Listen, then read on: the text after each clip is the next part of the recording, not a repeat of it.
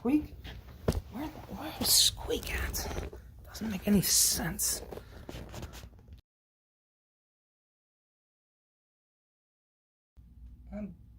Poe, where's your vampire costume? I wanted to be a ladybug. Okay. Well, hi everybody. It's me, Gnoble the Gnome again, and welcome to Magical Storytime Noble's Halloween Spooktacular. I do have to apologize though, our award-winning cameraman, Chipmunk Squeak, is currently missing. I really hope that ghost of the bookstore didn't get him though. Ghost? Oh, come on, Noble. Grow up. You don't believe in the ghost, Poe? Noble, I'm a dragon of science. I don't believe in all that fantasy stuff. Now, I think I'm just gonna go look for Squeak. He probably locked himself out again. So you're gonna go look for Squeak and leave me alone in the creepy bookstore all by myself. Relax, Noble. Why don't you read today's book? If you need me, just yell. I'll come a-running. Okay. Oh, Poe! What? What? What took you so long? I came right when you said Poe. You need to be here on the... Oh, stop fooling around. Poe's right. That's just silly.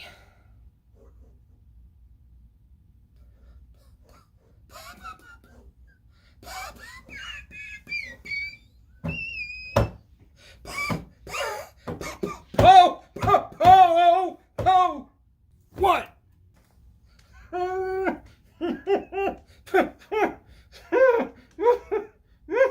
Look, there's no way that candle moved. I know there's no ghost. You know there's no ghost. But does the ghost know there's no ghost? Will you just read the book already?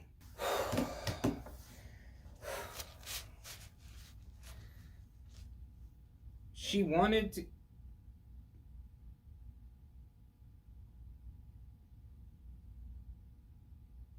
Poe! Poe! Poe!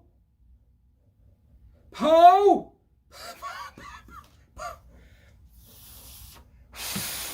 Poe!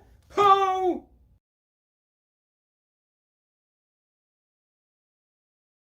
Oh no, not Poe too.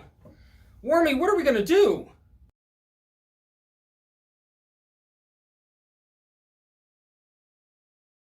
I'll try. Well, today's book is She Wanted to Be Haunted by Marcus Ewart and Susie Garamani.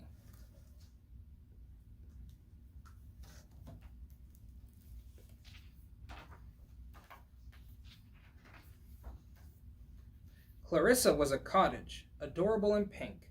Her paint was bright and sparkling. Her windows seemed to wink. Daisies grew around her. Squirrels scampered on her lawn. Life was just delightful, and it made Clarissa yawn.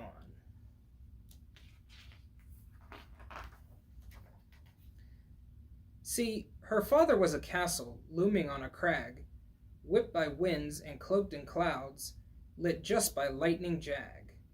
Vampires dwelt within him, waltzing silently in halls, bats above, cold crypts below, and red stains on the walls. Her mother, on the other hand, was a witch's hut.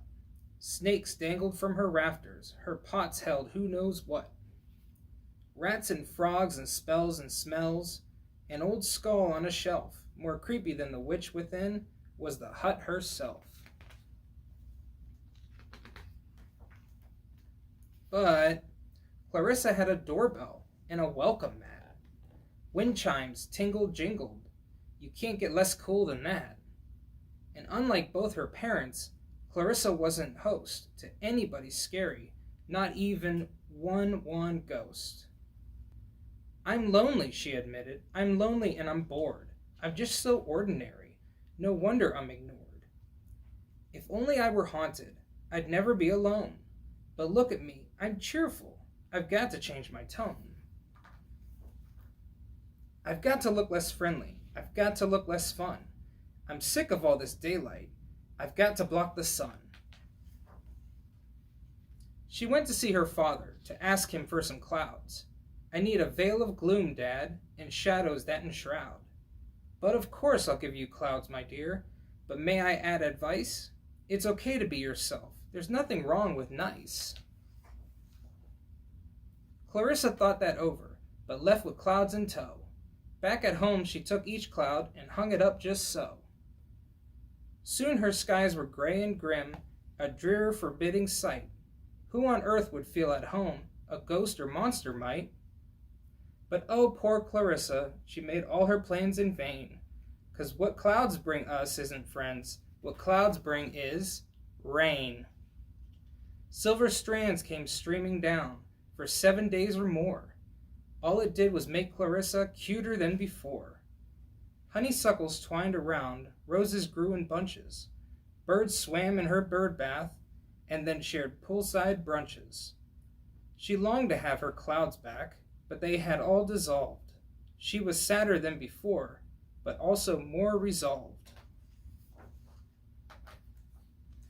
She ran to see her mother, to ask her mom for stench, some smell, just one whiff of which would make one's nostrils clench.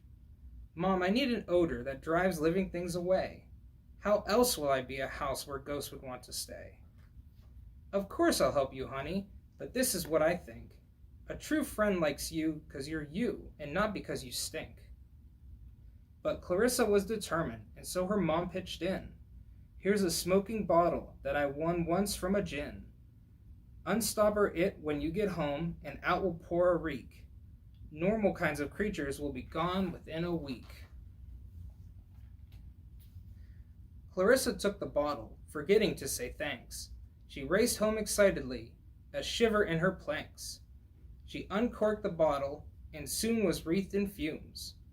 Nasty, noxious vapors billowed all throughout her rooms. But nothing died nor sped away, though the grass turned brown. And who was drawn toward the stink? All the dogs in town. They rolled around adorably, as doggies like to do. Instead of ghosts, fur filled the air, and lots of slobber too. I give up, Clarissa cried. I'll never get a ghost. I'm not remotely scary, I'm just unkept at most. Though I've tried to change myself, I've only made things worse. Flowers, birds, and darling dogs, it's like some kind of curse. The cottage took a deep, deep breath, and then she softly sighed.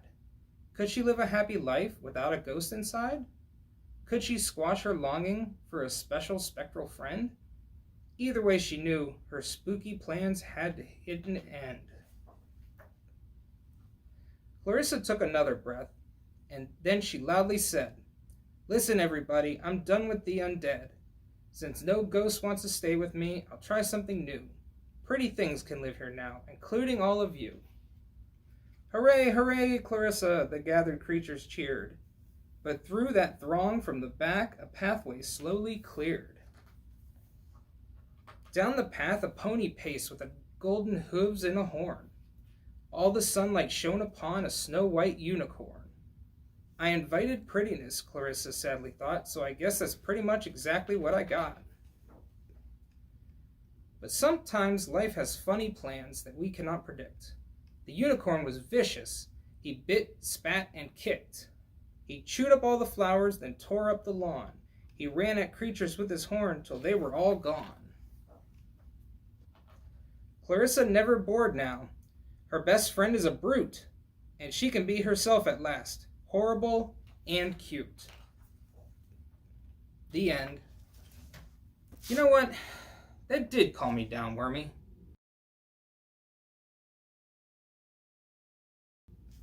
Oh no. No. Where's Wormy? Now everyone's gone. I can't. The ghost of the bookstore's got... It's a ghost. A ghost!